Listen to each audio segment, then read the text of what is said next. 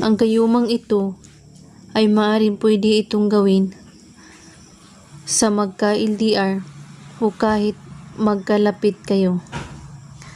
Ang kailangan ay buo ang inyong paniniwala sa inyong gagawin at magko-concentrate at walang ibang iniisip kundi ang inyong gagawan ng ritual.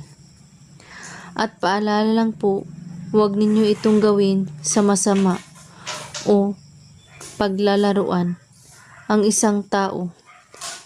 Gawin ito sa araw ng Martes at Biyernes lamang, kahit anong oras. Basta't walang puot o galit ang iyong puso.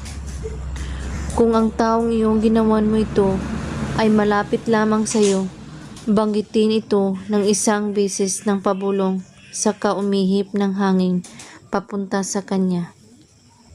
Amet miti simyul. Banggitin ang kanyang pangalan ng 3 beses. At kung kayo ay magka-LDR na naman, banggitin ang mga salitang ito ng 10 beses. At kada banggit nito, isabay mo ang kanyang pangalan sa kaumihip ng hangin na pabulong. At siguraduhin na kabisado mo na ang mga salitang ito bago nyo ito gawin. Gawin lang ito na may taos-pusong paniniwala at walang ibang iniisip at pagdududa. At kung may katanungan po kayo ay magko-comment lang po sa baba. Maraming salamat sa panonood. May God bless us all.